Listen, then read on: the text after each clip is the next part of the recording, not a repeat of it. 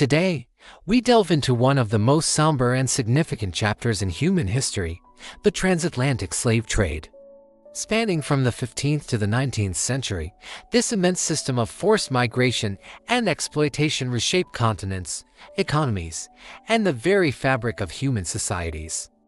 It is a story of immense suffering, but also one of incredible resilience and the enduring fight for freedom. To understand our present, we must confront this difficult past. So let's begin by journeying back to its origins in the 15th century. The story starts not with a massive fleet of ships, but with the tentative explorations of European powers. In the 15th century, Portuguese mariners began navigating the West African coast, initially seeking gold and a new trade route to Asia. While slavery had existed in various forms across the world for millennia, this encounter marked a pivotal turning point.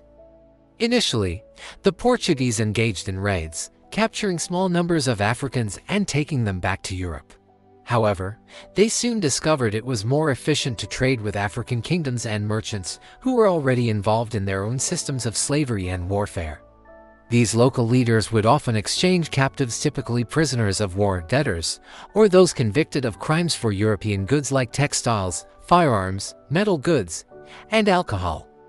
This established a devastating commercial relationship that would lay the groundwork for a much larger, more systematic enterprise. The demand for labor was about to explode, and this coastal trade was the tragic prologue to a global catastrophe.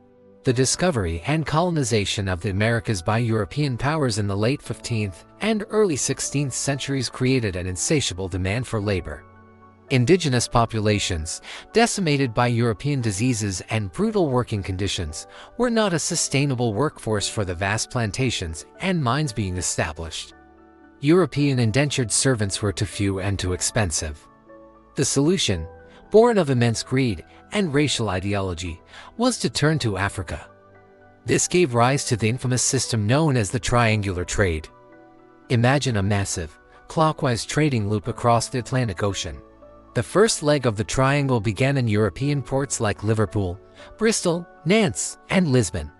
Ships would be loaded with manufactured goods, guns, gunpowder, iron bars, cloth, beads, and rum.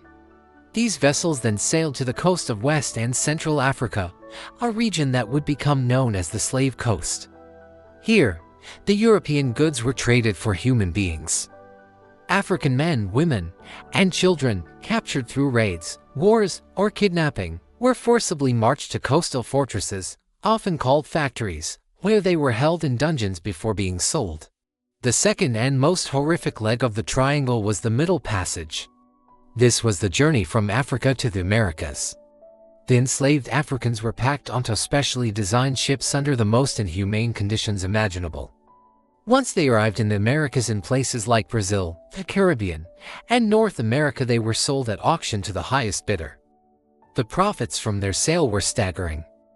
These same ships were then loaded with the products of their forced labor for the third and final leg of the journey: sugar, cotton, tobacco, molasses, and coffee. These raw materials were transported back to Europe, where they were processed, sold, and fueled the burgeoning Industrial Revolution. This cycle of exploitation, linking three continents, generated immense wealth for European nations, investors, shipbuilders, and plantation owners, all built on the foundation of human misery. The Middle Passage stands as a testament to the depths of human cruelty. It was not merely a journey, it was a prolonged, systematic process of dehumanization and torment. After being captured and held in coastal dungeons, the enslaved were branded with hot irons, like livestock, to mark them as the property of a specific company or buyer. They were then rowed out to the slave ships, often in chains. The conditions below deck were beyond comprehension. People were crammed into spaces so small they could not stand up or even sit upright. They were shackled together, lying shoulder to shoulder on rough wooden planks. The air was suffocating, filled with the stench of sweat, sickness, and death. Disease, particularly dysentery and smallpox, ran rampant in these insanitary holds. The mortality rate was horrifyingly high. It's estimated that between 10 and 20% of all captives died during the voyage. That means for every 10 million people who survived the crossing, At least 1 to 2 million perished at sea. Their bodies were unceremoniously thrown overboard. The psychological trauma was as devastating as the physical suffering. Stripped of their names, their families, and their freedom, they faced a terrifying and unknown future. This journey was designed to break their spirits, to strip them of their humanity before they even set foot on the shores of the Americas. For those who survived the horrors of the Middle Passage, a new life of relentless, back-breaking labor awaited them in the Americas. The vast majority were destined for plantations producing cash crops like sugar, cotton, and tobacco. Life on these plantations was a brutal existence, governed by the whims of the slave owner and the crack of the overseer's whip. The workday began before sunrise and ended after sunset, a grueling routine of planting, tending, and harvesting crops under the hot sun. The work was physically demanding and dangerous. In the Caribbean sugar plantations, for example, workers faced the constant risk of losing limbs in the cane grinding mills. Housing was basic, often consisting of small, dirt-floored shacks with minimal furniture or bedding. Food rations were meager, typically just enough to keep them alive and working. Malnutrition was common. Family life was constantly under threat. Slave owners could, and frequently did, sell family members away from each other, husbands from wives, and children from parents, with no regard for the emotional devastation it caused. The legal system offered them no protection. Enslaved people were considered chattel, or property, and could be bought, sold, whipped, or killed with impunity. The entire system was upheld by a culture of extreme violence and terror, designed to suppress any thoughts of rebellion and enforce absolute obedience. Despite the overwhelming brutality of the system, the human spirit could not be entirely extinguished. Resistance was a constant feature of slavery, taking many forms. On a daily basis, enslaved people resisted through acts of sabotage, like breaking tools, faking illness, or working slowly. They preserved their cultural identities through storytelling, music, and religion, creating new, vibrant cultures like Gullah or Santeria that blended African traditions with their new environment. These acts of cultural preservation were a powerful form of defiance. More overt and organized resistance also occurred. There were countless uprisings and revolts throughout the Americas. One of the most famous and successful was the Haitian Revolution, which began in 1791.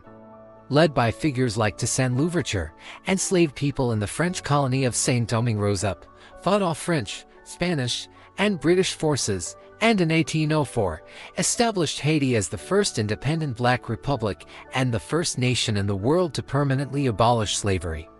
Other major revolts, like Nat Turner's rebellion in Virginia in 1831, sent shockwaves through the slaveholding society. Alongside this resistance from the enslaved, an international abolitionist movement grew in the late 18th and 19th centuries. Activists in Europe and North America, including formerly enslaved people like Olaudah Equiano and Frederick Douglass, wrote powerful narratives, organized petitions, and lobbied governments. They exposed the moral and ethical bankruptcy of the slave trade and slavery itself. Great Britain abolished the slave trade in 1807 and slavery in its empire in 1833. The United States fought a brutal civil war that culminated in the abolition of slavery in 1865. Slowly, country by country, the legal institution of slavery was dismantled, marking a hard-won victory for humanity. The abolition of slavery did not erase its profound and lasting impact. The legacy of the transatlantic slave trade reverberates across the globe to this day. For Africa, the loss of an estimated 12.5 million people, mostly young and able-bodied, devastated societies, destabilized political structures, and crippled economic development for centuries. The firearms introduced through the trade fueled endless cycles of warfare and mistrust that left the continent vulnerable to European colonization in the 19th century. In the Americas, the legacy is equally complex. The wealth generated by slave labor built the economic foundations of many nations, including the United States and several European powers. Yet, it also entrenched deep-seated systems of racial hierarchy and inequality. The racist ideologies created to justify slavery persisted long after its abolition, manifesting as segregation, discrimination, and systemic injustice that continue to be fought against today. The African diaspora, the global community of people of African descent, is a direct result of this forced migration. Their contributions have immeasurably enriched the cultures and societies of the Americas and the world. Understanding the transatlantic slave trade is not just about looking at the past, it's about understanding the roots of our modern world, the origins of contemporary inequalities, and the ongoing struggle for justice and equality for all. Thank you for joining us on this journey through a difficult but essential part of our shared history. It is a history that must be remembered, studied, and discussed, so that we may learn from it and strive to build a more just and equitable future. If you found this video informative, please give it a like, and subscribe to our channel for more deep dives into history. We'll see you next time.